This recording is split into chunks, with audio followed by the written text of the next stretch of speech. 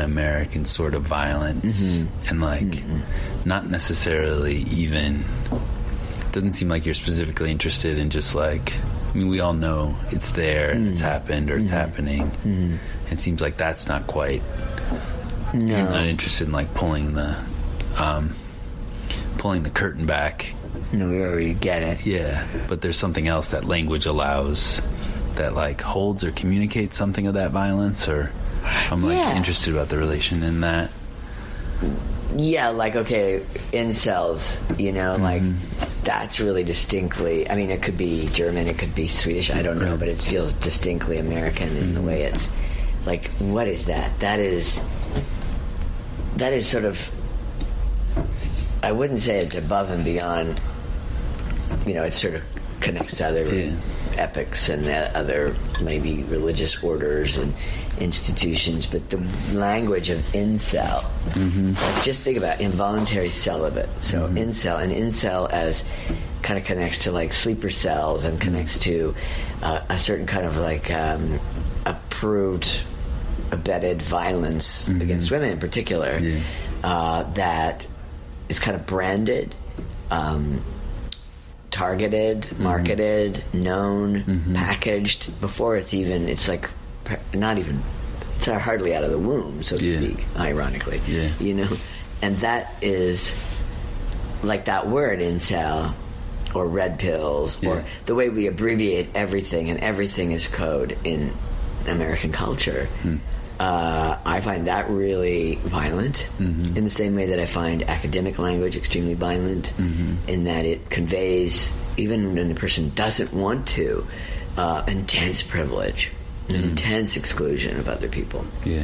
And mostly people don't seem to recognize that when they put forth, let's say, like activist manifestos written in language that only people who paid $100,000 for their education can understand, unless by some strange, you know, just happened to be passing fluent through, fluent in that academic ease. Well,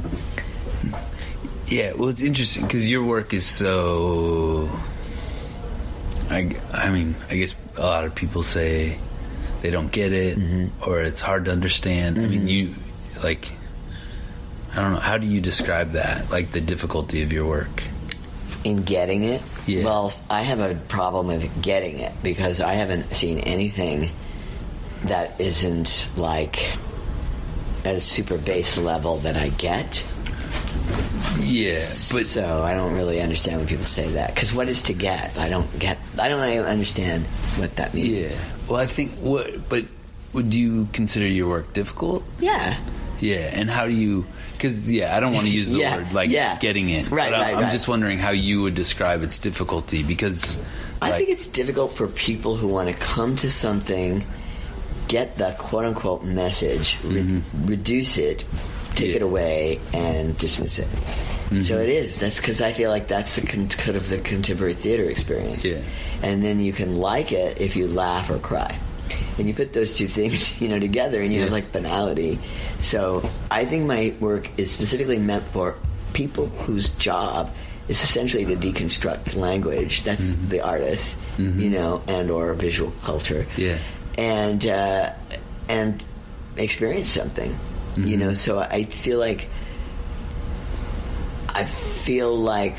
we, particularly Americans, are enchanted by narrative, just to the extent that it's very hard for many of us to think outside the narrative, like, of what is the through line of my life. You know? What am I going to do? What is my career? Who am I going to marry? Even really intelligent people, including myself, we cannot get out of that. So already we're in a capitalist paradigm, or at least a narrative that's derived of, let's say, Aristotelian logic, and we cannot see out of that. And so our reality is very, very limited, to say the least. And so I think it isn't really that difficult if you come and just sort of sit there and stop asking these dumb questions of what's it about. Because I feel like it's a stupid question. Because a lot of times people will make a play about something, or they proffer that this is about, and in fact it's nothing to do with that.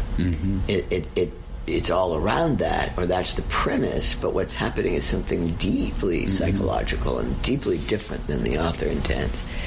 And that's in the best of luck. Yeah. But if it is actually about the thing that you intended, it seems like that would be a little bit... Yeah.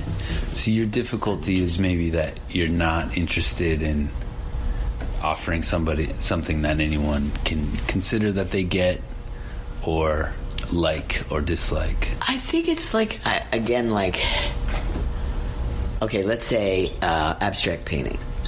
All right? Because I guess training as a visual artist is more where I'm from at this point. Right. So if you look at, you can get a Ryman if you understand kind of what Ryman's critique has been, what his project was, how people have written on it. But if you're just sitting there faced with a Ryman without the history, you wouldn't get what's to get. Right. You know? So, and I feel like the same criteria in terms of abstract painting can be applied to the theater. And the theater should be entertaining. So if you're entertained, I think you're okay.